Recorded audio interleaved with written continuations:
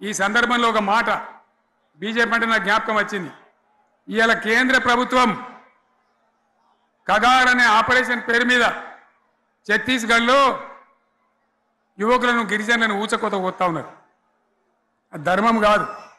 వీళ్ళు ఏమవుతున్నది, నక్సలైట్లు ప్రతిపాదన పెడుతున్నారు. మేం ప్రభుత్వం దగ్గరకు వచ్చి చర్చలు చేయడానికి సిద్ధంగా ఉన్నాము అంటున్నారు. నేను కోరుతా ఉన్న కేంద్ర ప్రభుత్వాన్ని, బలం ఉన్నది కదా అని చంపుకుంటా పోవుడు కాదు, అది ప్రజాస్వామ్యం కాదు. ఆపరేషన్ కగార్ వెంటనే ఆపేయండి. వాళ్ళని పిలిచి, ఆ నక్సలైట్లను పిలిచి డెమోక్రటిక్ స్పేస్ ఇచ్చి చర్చలు జరపండి. వాళ్ళు ఏం మాట్లాడతారో చూడండి.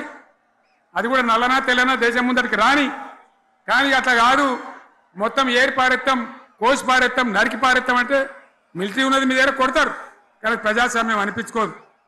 ఈ మాట ఢిల్లీకి ఉత్తరం పంపిద్దామా? పంపిద్దామా? మీరందరూ సపోర్ట్లు కొడితే తీర్మానంగా భావించి దాన్ని కేంద్రానికి పంపిద్దాం.